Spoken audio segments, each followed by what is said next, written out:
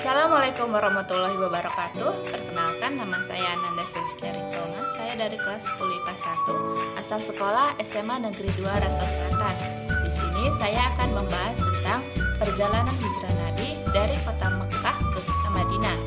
Nah, sebelum ke perjalanan Nabi, yuk kita mengenal Nabi Muhammad terlebih dahulu.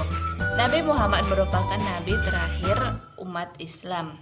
Beliau lahir pada hari Senin tanggal 12 Rabiul Awal atau 20 April tahun 570 Masehi. Beliau merupakan anak dari ibunda yang bernama Aminah dan ayah yang bernama Abdullah. Beliau juga merupakan cucu dari kakek yang bernama Abdul Muthalib dan nenek yang bernama Fatimah. Nah, sekarang saya akan menjelaskan tentang perjalanan hijrah Nabi dari kota Mekah ke kota Madinah. Simak video berikut ini. Pada tahun 622 Masehi, Nabi Muhammad SAW dan umat Islam pergi hijrah dari kota Mekah ke kota Madinah. Hijrah tersebut dilakukan secara sembunyi-sembunyi guna menghindari dari kejaran kaum Quraisy. Rencana hijrah Nabi Muhammad SAW didengar oleh kafir Quraisy. Kaum Quraisy pun merencanakan akan membunuh Nabi Muhammad SAW.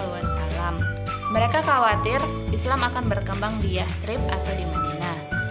Mereka menyuruh para pemuda untuk mengepung rumah Nabi Muhammad SAW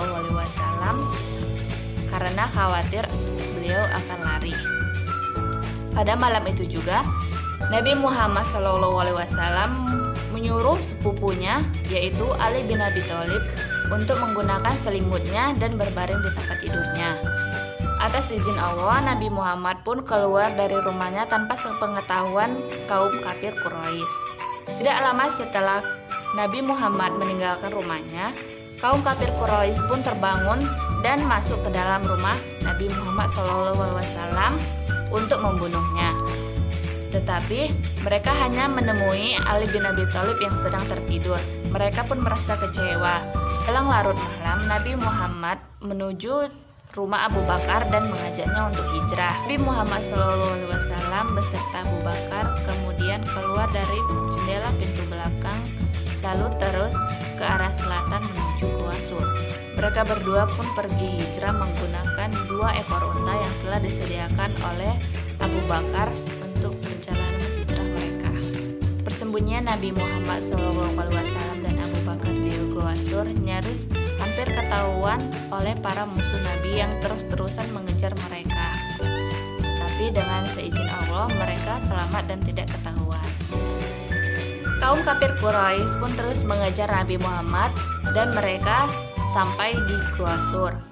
Mereka melihat ke arah gua dan melihat ada sarang laba-laba. Lalu mereka berkata, seandainya dia memasuki goa tersebut, niscaya sarang laba-laba itu tidak akan ada di mulutnya. Nabi Muhammad tinggal di Gua Sur selama 3 malam. Ketika kondisi sudah aman, Nabi Muhammad dan Abu Bakar melanjutkan perjalanan mereka menuju kota Madinah.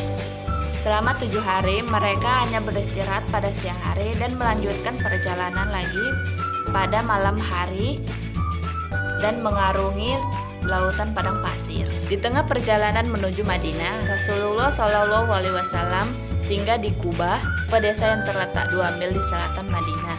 Di sana beliau membangun sebuah masjid. Masjid ini merupakan masjid pertama dalam sejarah Islam. Di sana beliau singgah selama 4 hari dan melanjutkan perjalanan lagi ke kota Madinah. Pada hari Jumat pagi, beliau berangkat dari Kubah dan tiba di perkampungan Bani Salim bin Auf tepat pada waktu sholat Jumat. Sholatlah Nabi Muhammad di sana. Itulah sholat Jumat pertama dan khutbah pertama dalam Islam. Nabi Muhammad SAW dan Abu Bakar tiba di Madinah pada tanggal Rabiul Awal. Kedatangan mereka telah dinanti-nanti oleh masyarakat Madinah. Setelah sampai di Madinah, Nabi Muhammad pun mulai membuat program kerjanya, dimulai dari pembangunan masjid, mempersaudarakan antara kaum muhajirin dan kaum ansar, dan membuat perjanjian di masyarakat kota Madinah.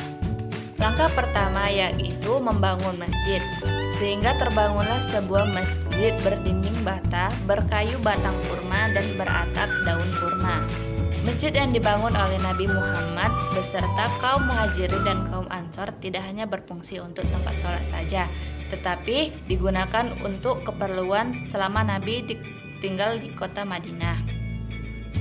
Salah satunya yaitu tempat mempersatukan umat dan tempat musyawarah. Seluruh aktivitas Madinah dipusatkan pada masjid tersebut. Itulah fungsi utama dari masjid tersebut.